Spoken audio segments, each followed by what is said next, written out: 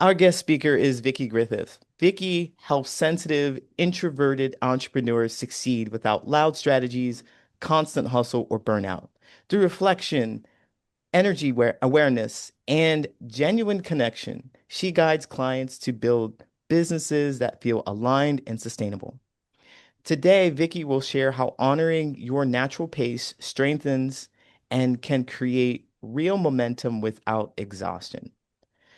You'll learn why success doesn't require changing who you are and how to stop forcing strategies that drain you.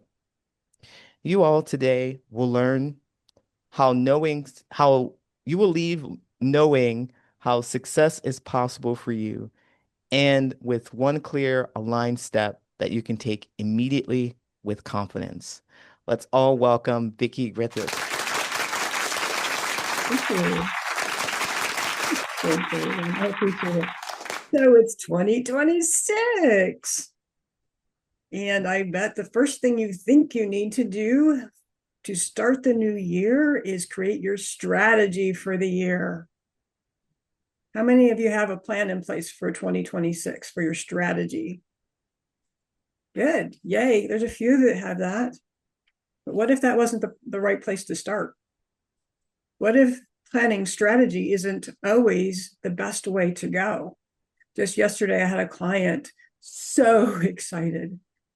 She had created her 2026 plan, her action steps. She even had chat write it out for her, and a business plan, and a journaling prompts, and time management skills. And on top of it, all the things we had talked about, what she's great at to do for 2026. She was so excited. The networking, virtual and in person. And I had to have her take a breath for a minute. Because typically what happens is we get really, really excited about 2026 and we put all these things on paper that we're going to do. And we're lucky if we touch one or two of them. Or we go into a new year thinking, well, this is just going to be like any other year. So I'll just keep doing what I'm doing. And hopefully I'll get the leads, the customers, and make money. So she's a little bit deflated. It's like time out. We need to actually put action steps for you every day for the amount of time that you can devote to your business. You're not a 40 or 50 or 60 hour a week person. You already have another part-time job. And now you're just piling on top of all of that. Let's create a realistic plan that energetically you can adapt to, that aligns with you and your energy and your time. Not some big fluffy plan that looks like it's going to be the answer to everything. I'm not saying it wouldn't be, but let's be realistic with your time. The difference in strategy, which is actually stage 2 of what is the plan of action to take, because the number one thing that you can look at, I hate to use the word should because that just implies that you're shoulding all over yourself, and I don't want to tell people just stop shoulding all over themselves for the first part of the year. So however, the first action step to anything, strategies, changes, is awareness.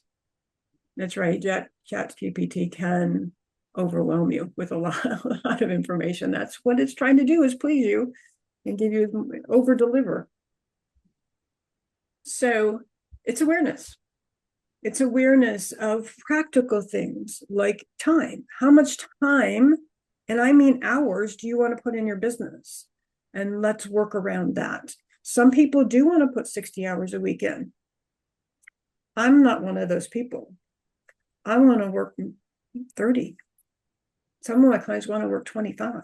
And then they have specific money goals in mind. So we have to adjust that for the time for money goals. My dog just walked in the room. She wants to hear this too. Um, so it's awareness of your time. So practical. What is your life like that you need to work around and through so that those aspects are incorporated too, because life is too short to just be always involved in your business. Doesn't mean that you won't have an awareness of what's going around. Coach Lee and I were just talking about a river cruise that I was on, and I can tell you I probably brought home 10 different things about a business that I could incorporate in mine. So that awareness is great, but it's really about what lifestyle do you want to live, because you went into business to create that lifestyle.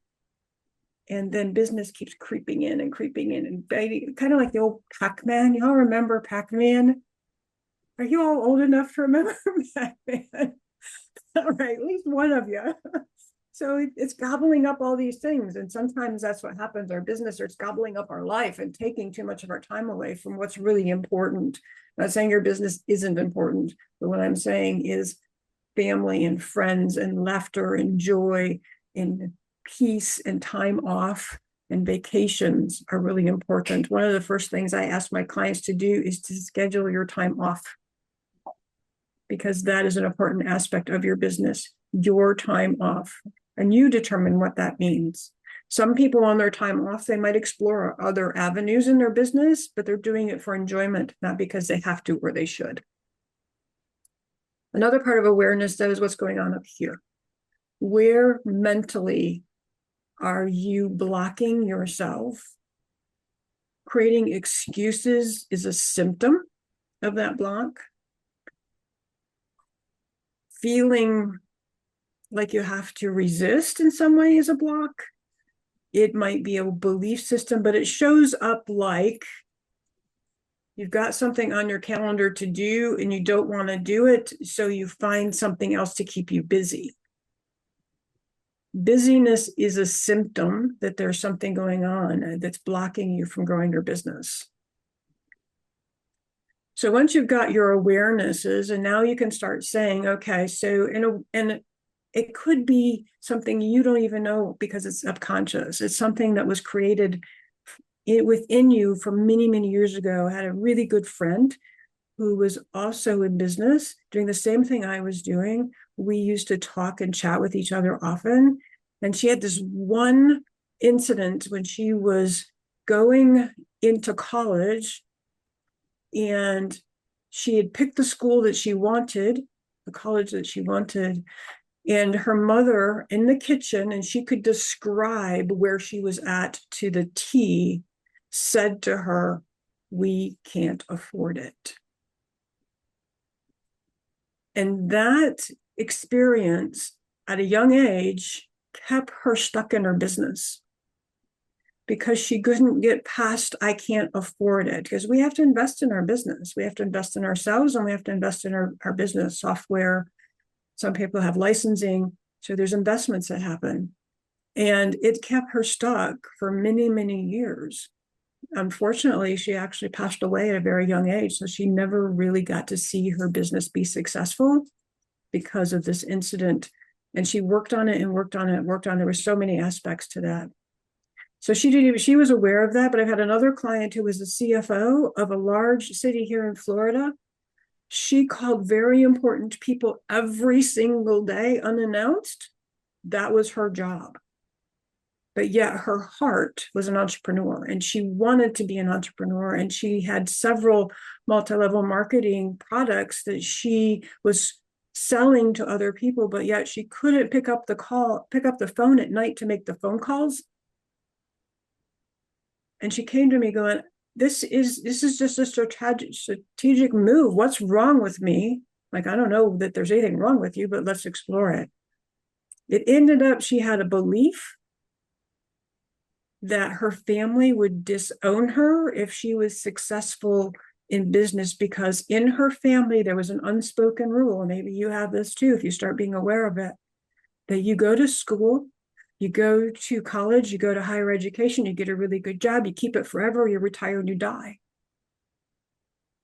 And she felt the disapproval of her wanting to be an entrepreneur and a business owner.